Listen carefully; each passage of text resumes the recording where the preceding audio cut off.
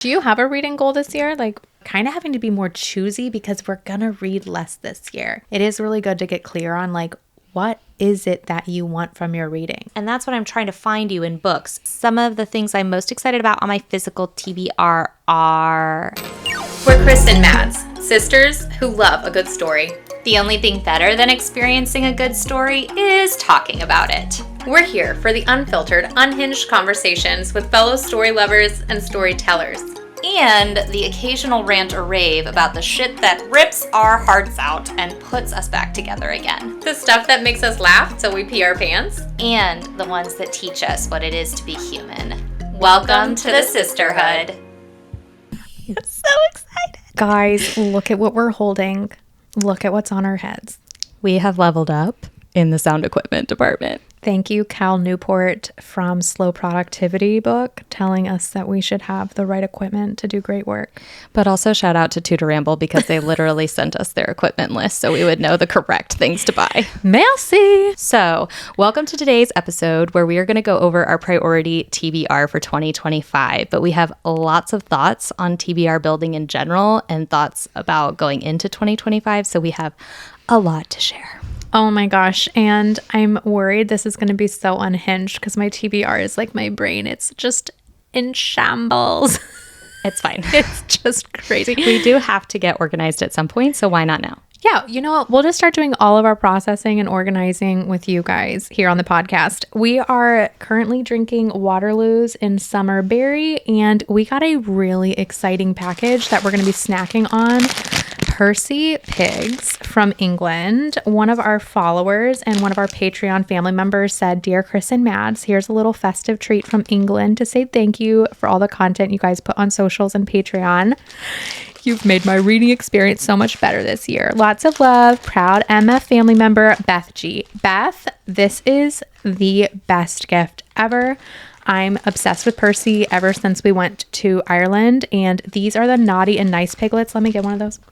There is a sour apple flavor. It's the baby little green guy. What? Right? Delicioso. Come on now. Back that microphone up, girl. You know what's freaking me out, though? What? There's a family package, and I think it has different members of the Percy Pig family. Yeah. We might have to dive into those. Okay, TBRs. Before we get into our actual list, let's just talk about them. My philosophy going into 2025 is I do not want to have a rigid reading schedule. I had one in 2024. And 2023, wouldn't you say? I was a little looser in 2023. But in 2024, I was locked into a really intense schedule, and I had a lot of things that I wanted to read. And because of that, I had to really lock in. I had to stay on pace. I basically perpetually felt like I was behind. And I just don't want to do that to myself this year. And I kind of feel like I've earned the right not to. I took on all of my priority series in 2024 and I read them. So at this point, I have kind of freed up my TBR so that I can be a little bit more flexible with it. And so I am protecting that this year. I want to read with intention as I always do, but I don't want to be locked into a schedule and like in January I'm reading this, in February I'm reading this, in March I'm going to read this, because I will just always feel behind. And then if something spontaneous comes along, I'll feel like it's like interrupting the flow, which is how I felt this year, and I just don't want that. I'm so happy for you. How many of you guys are Maddies that you just are so like, you create a plan and you stick to it? One thing about me is I will not stick to my plans. I've never been the way Maddie was in 2024. I'll hear that Waterloo pop. I know, I need to open mine. But I don't think I'm going there. I don't think I could ever be that person. I just know myself too well to be really rigorous. So even today, like I got a little bit nervous thinking I was going to tell you guys my TBR, because I'm like, what if one person listens to the list and then they see that I didn't read it? Nobody fucking cares. I know you guys do not fucking care, but this is where my brain goes. So to set myself up for success, I try to just stay in the lane that I like. And I did not do that in 2024. So there were some parts of 2024 that felt really sloggy, and reading became a bit of a chore because I wanted to read the things that everybody else was reading. because I like those people, but I do not have the same taste as those people. So I'm going to try to follow my true north in 2025, only reading things that when I hear about them really light me up. This is what happens is people that light me up will give me a book recommendation and their book rec does not light me up. But because that person is so special to me and I know they want to like share it with me, I'm like willing to take one for the team and read a book that's not really like my style, which can be good. I will say I found cozy fantasy this year and that was not something I thought I would like. So sometimes maybe stepping out is good, but I need to not step too far. I need to not stray too far from the path that I know. Follow the yellow brick road, Kristen. Mine's actually pink and sparkly, but follow that road, Kristen. I love this for you. I feel like that is what I mean when I say intentionally reading. So I've recognized that I am a very powerful focuser. Yeah. And if I am locked in on something, I am all the way locked in, which means I just need to be very judicious, specific. Ooh, what does that word mean? I just need to make sure. Judas. That's what makes me think of. What is judicial? Oh, like a judge. Like use my good judgment. Okay, I like that. Everybody else knew what that word meant, but I feel like you just had a full-on fight with that Waterloo can. And I won. I just want to be very careful about the things that I do pick to dive into. So you could have 50 books on your list that you want to read in 2025, and I love that for you. And I think that can be really powerful. You can have a list of 10 series that you want to read this year, and I think that's really powerful. I just know that for myself, when I commit to something and I start to focus on it, then it is very hard for me to deviate from that path. And I want to have a lot of balance in my life this year. I want to have a lot of freedom. And that just means staying present, not thinking too far ahead, not planning too far into the future, and not locking in those things so that I can experience that. And then I do have a couple of priority things that I'm going to tell you guys about, like priority series that I'm going to read this year. I know that series are my happy place, so I definitely want to do a lot of series. And I'm going to focus on my physical TBR. And I feel like I'm going to have a great reading year. I am so excited about all the things I'm going to read. I couldn't tell you right now, like, oh, I'll be reading that this summer, or I'll be reading that in March. Like, I don't know. Who knows? I know it'll be good, but I don't know what it's going to be. It could be any number of things that I have lined up. Oh my gosh. Yeah, my physical TBR for the first time exists thanks to Maddie's new bookshelves coming in, and I'm so excited. I was sent some really cool books from my Amazon wish list that I am lit up about, and I'm so excited to like shop my own library to pick them up and read them. I had a few people give me a strong recommendation from like our comments, and then they like asked me to add it to my Amazon list, and I did because I read about it and it sounded good and they said they thought I'd like it. I want disruptors like that this year. I want to be like, I have no like obligation to any book. So if somebody is just like this book, remember MK recently sent us a text and she was like, ladies, you have to read this. And you just immediately were like, I just got it on Audible. Literally, I trust Mary Kate very much. Yeah. Mary Kate went with us to Ireland. I think she really focuses on what Kristen and I are saying when we explain the differences in our taste, and she understands that they don't always align, but she found a book that she thinks will suit both of us. It has some romance for Kristen, but it's fairly high fantasy for me. She said it's very similar to Gale's Song by Shauna Lawless, which she knows Kristen and I both loved.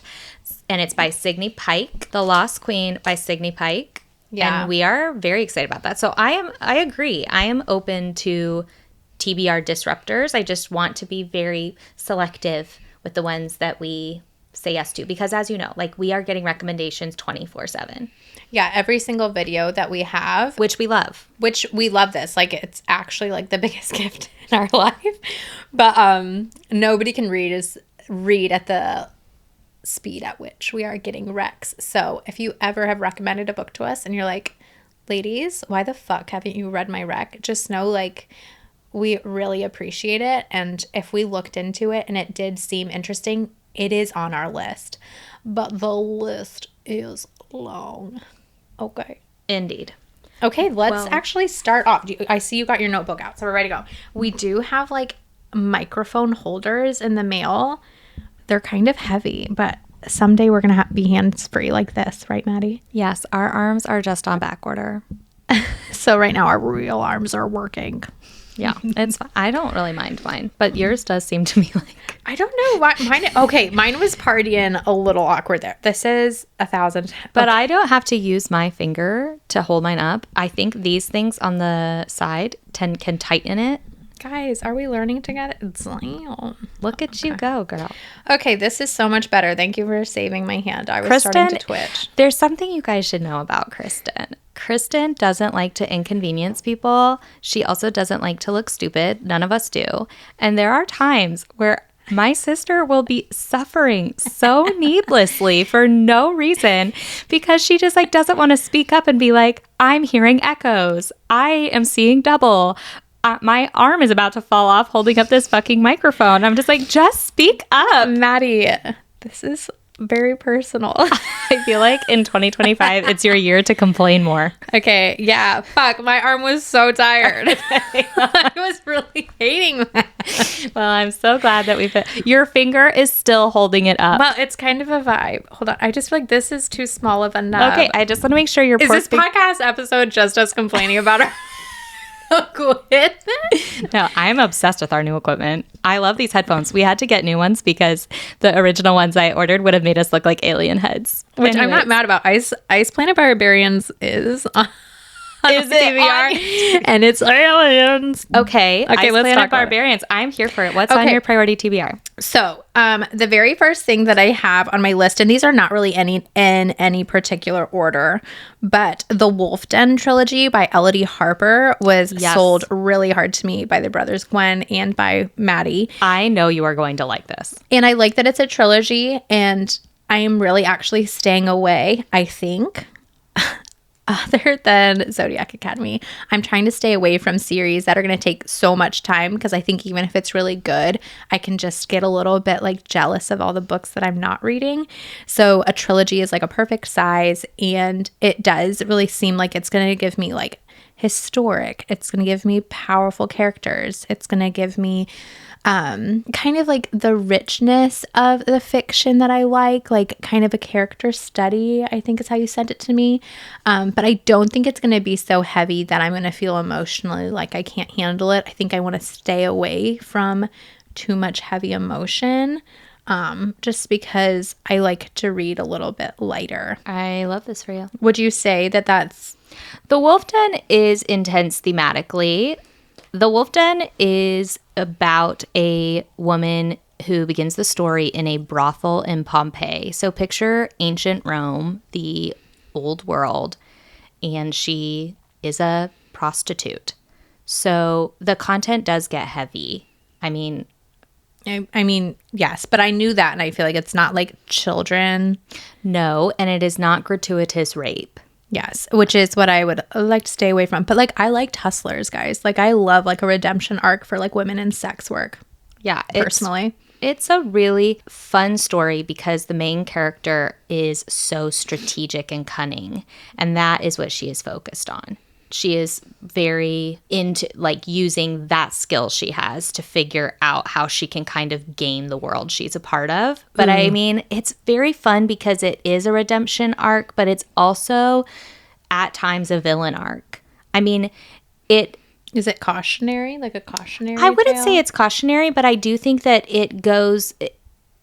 I love a story that explores a character that feels like we are, which is that we contain multitudes, we have facets, and there are parts of us that want to rise up and be heroes, and there are also desperate, scrappy parts of us that will make compromises, that will do things we never thought we would do because we're desperate, because it feels like our only way out. And so I think the main character has interesting opportunities throughout the story to kind of decide who she's going to be and what she's willing to do and how far she's willing to go.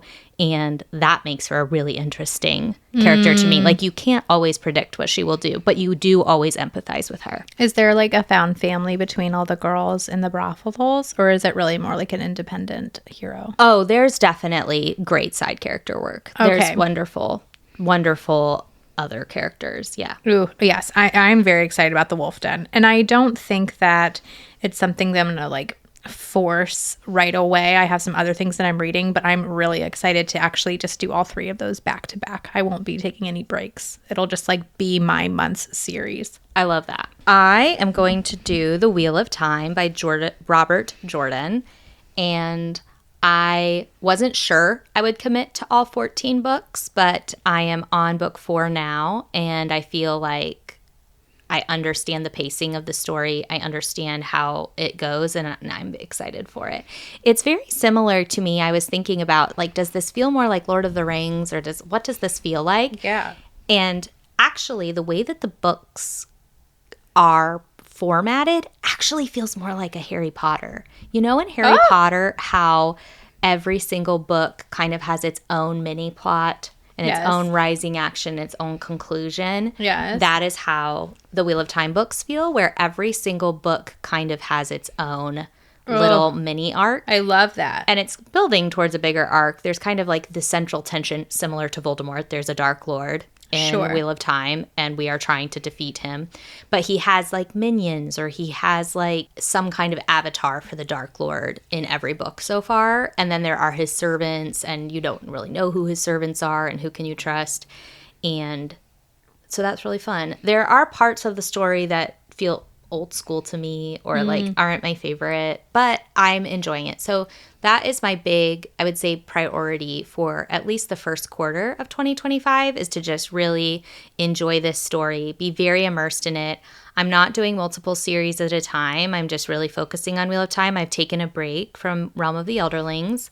I will finish the final trilogy when I hit the slog of Wheel of Time. You live and you learn. We were doing too many series last year at a time. Yeah, reading multiple series at the same time, it's very difficult to feel like you're really fully in the world. Do not recommend. Okay, I'm really glad you're doing the Wheel of Time. That makes me think about, it's not on this list because I'm already reading it and it's a duh, but I'm doing Zodiac Academy. Guys, this is so funny to me that I went into Zodiac Academy being told that it had a lot of books, but I still don't even know how many books there are. And last night I was like, I just searched Zodiac Academy on Goodreads maybe. There's a lot. Like, there's 8 or 9 in the main series, plus 5 in the Ruthless Boys. Plus 3 in another one, plus I think there's another spinoff. Like, okay, so listen, I actually need to do some research because I want to do some videos on this, but this just goes to show how blind I go into things. I'm loving Zodiac Academy. It is so much fun for my brain. If I can have a dark academic setting forever in my reading, I would probably be happy. And I love professors and I love like the competition. So it is so great, but I am feeling honestly a little bit overwhelmed about how long, like, is it going to be the only series I read in 2025 because it's going to take me that long? Zodiac Academy, that I'm aware of, doesn't have any audio. At least it doesn't have audio on my library. So I'm physically reading, and I do have less physical reading time. Maybe I can change that, but I have less physical reading time than I have audiobook time. So it's just like, it's taking me a while. And I'm telling myself not to rush it, but I'm like, damn, this is going to take a while. So there's a 50-50 chance that I will read the main series and Ruthless Boys that I'm in now and then just be done. Yep. That's a very strong possibility. I could endorse this decision. But also, there could be a chance that the spinoffs are for characters that I become obsessed with because I honestly don't know right now who they are. And if I do love them, I'll get into it. If you're somebody who has read all of Zodiac Academy, when I say all of it, I mean like all the things, please let me know if there's any you would have skipped or you think I should skip. Or if you're like, Kristen, no, you'll miss out. Read it all. Yeah, just let me know. I want to know. Okay, the next series I have on my priority TBR is The Expanse by James S.A. Corey. I have watched all of The Expanse TV show on Amazon Prime, and I love it. And I have also read the first book, Leviathan Wakes. I actually think I've read the first book twice, and I also think I have read the second book. But regardless, this was kind of like before my faithful reading journey where I was reading as consistently as I'm reading now. So I I think I must have listened to them or read them like on a trip or something and then got home and didn't finish the series. So I'm going to probably start back at book 1. I love Leviathan Wakes. I actually know it very well, but I'm not sad to read it again. And I am going to read through The Expanse this year. Very excited. I've heard from several people that I know and trust that it ends very strong, and it actually ends differently than the show because the show only went to 6 seasons. So I'm very, very excited just to get more of that story and more of the characters that I love. For those of you who don't know, The Expanse is a epic scope sci-fi, and in the first part of the story, an alien technology has been found, and there's all of these politics in the human race in our solar system where like Mars has its own situation, Earth has its own situation, the belt has its own situation, as in the asteroid belt, and they're kind of in a conflict. But this alien tech gets discovered and poses a threat to all of humankind, and so that throws human politics kind of into this crazy, like, we need to form alliances. Like, we need to figure out what's going on with this alien tech. We need to figure out how to destroy it, how to work with it, who wants it, all of these things. And so that's kind of where the story starts. But as this story progresses, the human race travel outside of our solar system. I love that. Like, the little exploration. Like, I'm just a Star Trek girly. You know, I just love this, like, let's go explore the final frontier. No, we used to watch, my dad recorded on VHS from TV Star Trek. Actually, I think we had some Star Wars recordings too. Remember? Yes, I do think he did record that on VHS. Oh my God. But it does have a similar feel. I loved The Expanse. In my brain, I watched it so fast that I'm like, did I finish all 6 seasons? I don't remember stopping, but I don't remember the ending. So maybe I should read the books. But I loved the show so much that I'm like, what if the books aren't as good? I think the books are excellent, but I do think they did a phenomenal job with the show. Yeah, except for the main character, they could have cast him differently in my personal James Holden. opinion. Here's what I think. I think I don't actually love the main character, James Holden, even in the books. He's just like not my favorite character. Yeah. So I just think that's just the nature of what he's like. That's always so weird. You love a reluctant hero, and James Holden is not reluctant. No, he's so fucking cocky. He's just like, I'm here to save everyone. He has a savior complex. But Amos is everything. I loved Amos with my whole heart. So that is the second series I'm doing. So I have a epic fantasy and I have a epic sci-fi. Yeah, which tracks. Yeah, that it is. She's me. Okay, so I have a romantasy with Zodiac. I would call it romantasy. But I'm also going to be doing all of the Bridgerton because my friend did Bridgerton in 2024. She's from our In Real Life book club, Sarah. She did Bridgerton as palate cleansers. And because we were raised on so much like Jane Austen, and I've read those, I'm like, maybe that'll be okay. So I've tested it out this month. I'm halfway through The Duke and I'm having a great time. So I think this year in between series, like I don't think those books you have to binge because they're focused on different characters. I'm not planning to do that like every Bridgerton, boom, boom, boom, boom, boom. I'm just going to do one, read another series, or read a standalone. Read another one, and I'm going to do them all on audio because the accents are so good. It sounds just like Mrs. Bingley in my brain. Whoever the actress is, I need to look it up, that does the audios. She's just great. She is so great.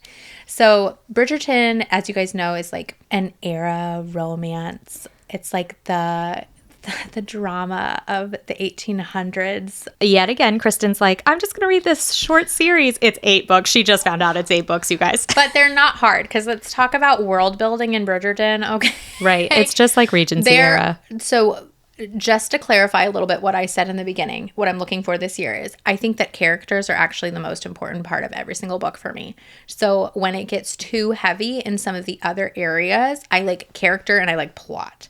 The other things, I understand that they're needed in books. I do need to know what a setting is, but I just, if I can't get with the characters, or I feel like it's plotless or a boring, bad plot or too predictable, I just can't with those books. So I'm hoping to avoid that, but I feel like Bridgerton is just very, very character heavy, which is my jam.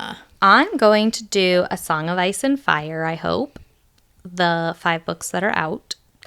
I have been resistant because... Wait, is that Game of Thrones? Sure is. Maddie. I know. I thought you would never. Because it's You unfinished. also said you would never do Wheel of Time. I know. Who are you? Well, what Who happened is- was I finished all the other series that I had on my priority list. Maddie, there's got to be more out there. Oh, there are, but these ones are good. I thought, okay. All right. So maybe you judged too soon?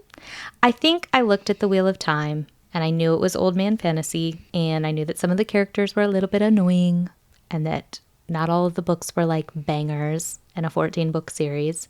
And I just thought, there's no way I'm going to read a book that has known... there's no way I'm going to read a series that long that has known flaws that everyone seems to agree about. Right. When there's all of the Cosmere and the Realm of the Elderlings and the Bound and the Broken. There were all these other series. There's Joe Abercrombie. There were all of these series that I really, really wanted to read. Mm-hmm. But I read them. And now I have time. And my friends are reading The Wheel of Time. So I'm just like, let's do it. You don't want to run out of books. I'm less and less worried now that that is ever going to happen. Yeah. But the thing about A Song of Ice and Fire is because Charity really convinced me. Our sister-in-law, yeah, she really was selling it hard. She said it was the best reading of her year. We have very similar taste. And I'm just like, well, I did love the show, so maybe I should just do this. I've just also heard that George R.R. Martin is a very similar writer to Robin Hobb, who I love. Oh, so if okay. it's that style of writing, then possibly when I'm really missing Realm of the Elderlings, I think it might scratch that itch for me. Okay, well, I'm so excited because everybody is going to get such a variety between the two of us. Yeah. Like, this, it's, like, crazy. The There's, temptation I feel to pick up Bridgerton is not small. really? Yes. I just want to rewatch all of them. So when I finish a season, when I finish a book, I'll go and watch that season again. And I think I'll have a new appreciation. Eloise is my favorite character on the show, so I would love to read her book. Yeah, yeah. I do think you have to read them in order, and hers is, like, a little bit...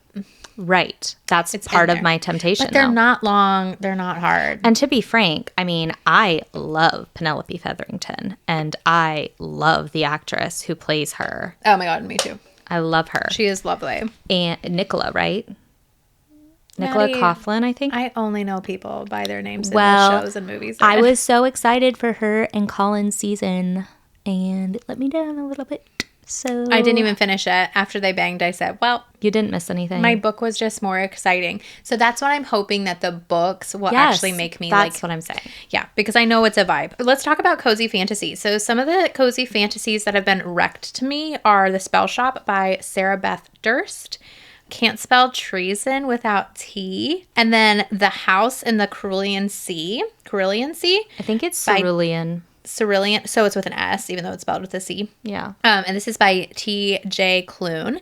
Those three were the ones, I had a lot recommended to me. Thank you so much.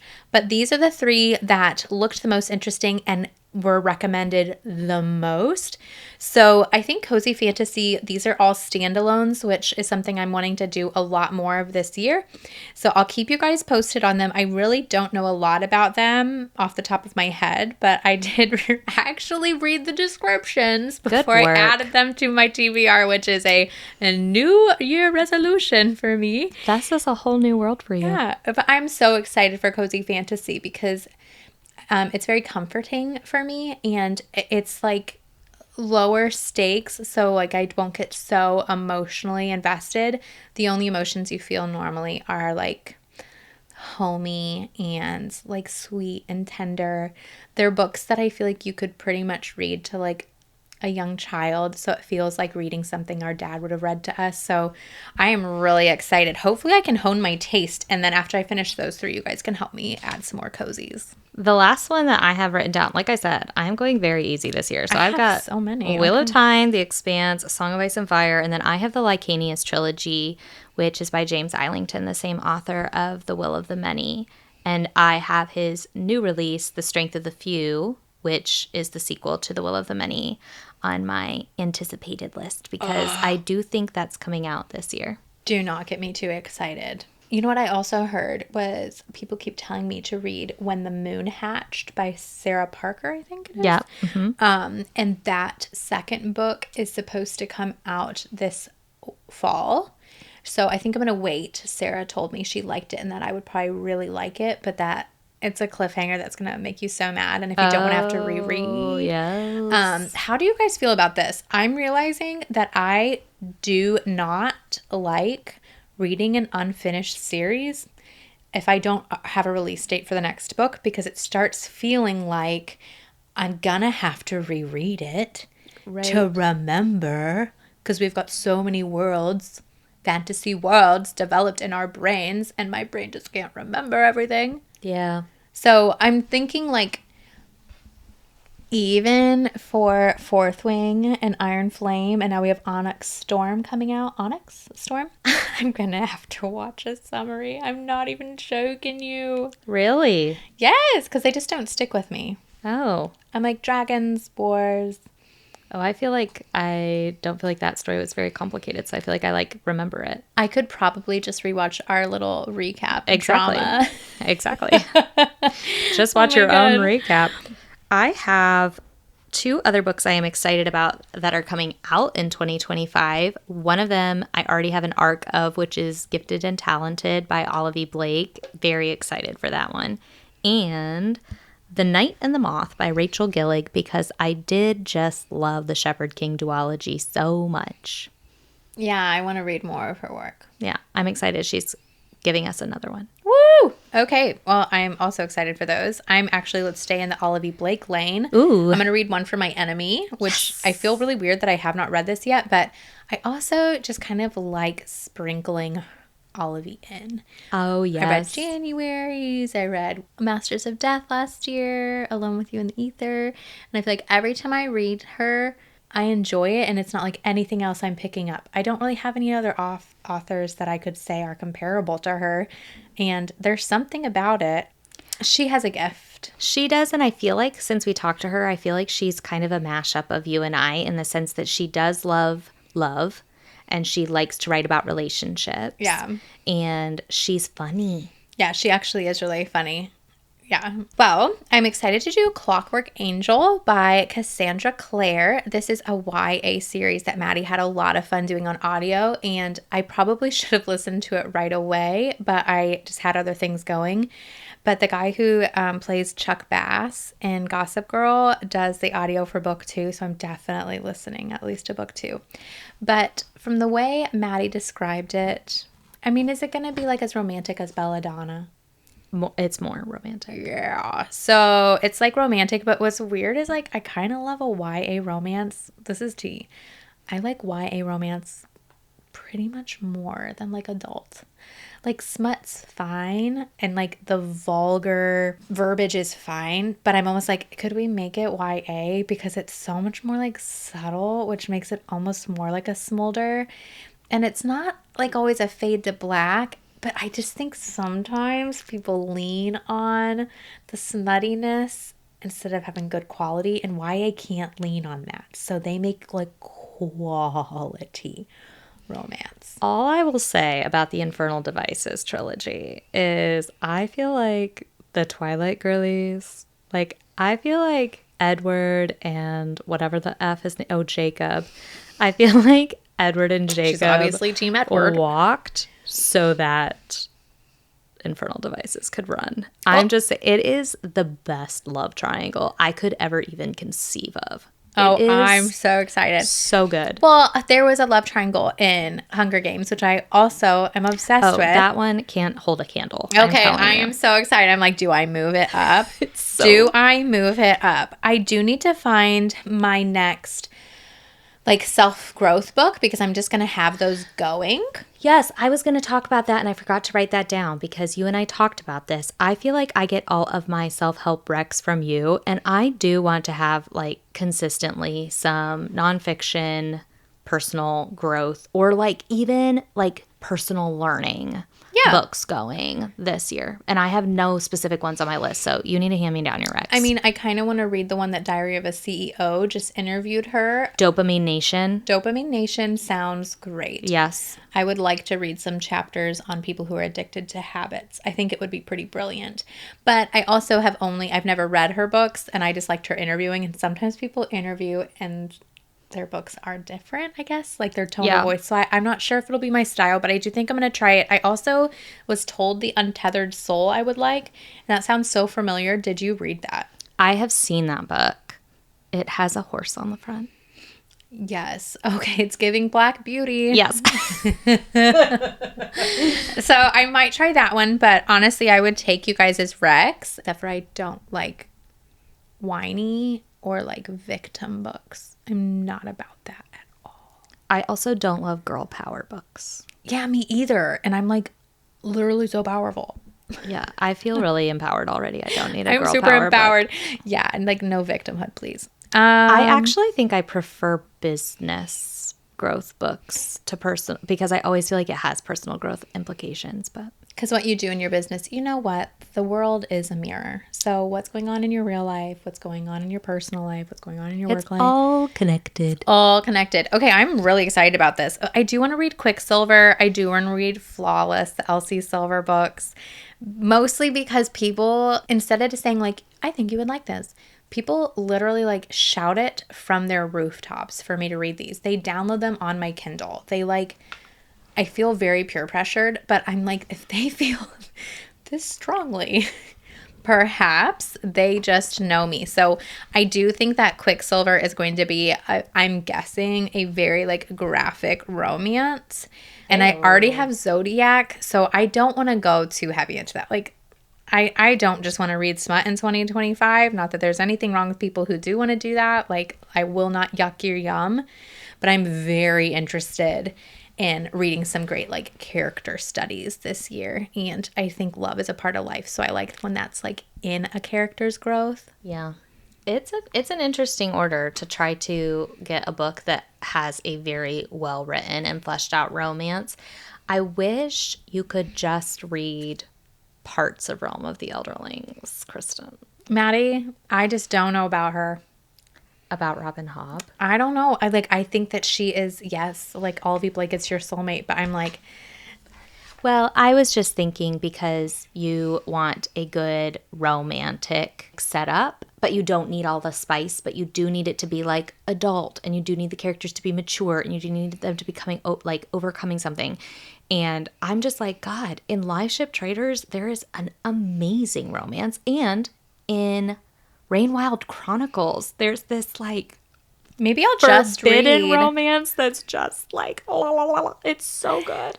I know, but you have to work so hard for it. Well, that's why I'm wondering if you could just read that. Like, just read that book, not even read all four. Like, just read that book that has the romance in it. Maddie, you just, like, can't handle that I'm not reading Robin Hobb. You're like, I must share it with you. I think it's just, like, I want you to be able to have the romance sometimes in the setting of the story. You know what it is, guys? In the quality story. You know what it is? It's that Kristen and I were raised watching films that are not just porn, erotic, they're right.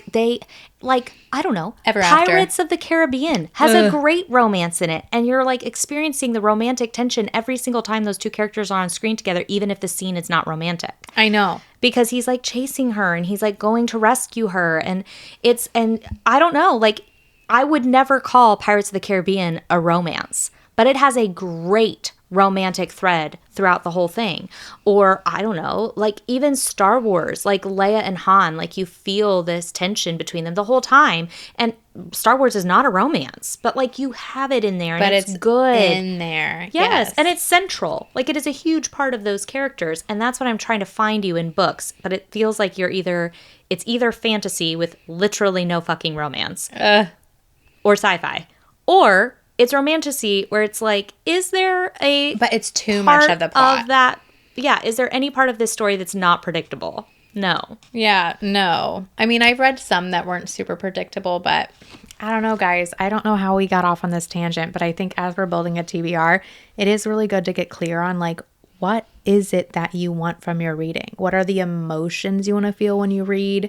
What is the version of you that you want to take out into the world after you read, because they do affect us, and don't act like they don't. And I think pacing is one of the biggest things that Maddie and I are focusing on. So we're kind of having to be more choosy because we're going to read less this year. I'm just reading less than 105. Okay. I'm not like, I'm reading 5 books this year. But if with reading less means that we can't be sloppy. That's what I'm saying. Yeah. That's what I'm saying. Do you have a reading goal this year? Like, I set it at 50 because I realized I almost just set it at 1. I really don't give a shit about having a do you have to set it? Maybe you should not set it. No, but on Goodreads, it doesn't track your year of reading unless you have a goal. So okay, sneakies. So I just set a goal, but I really don't care about my quantity this year. What's that an average of? Miss Math. 50 books a year? Yeah. Less than a book a week. Wow.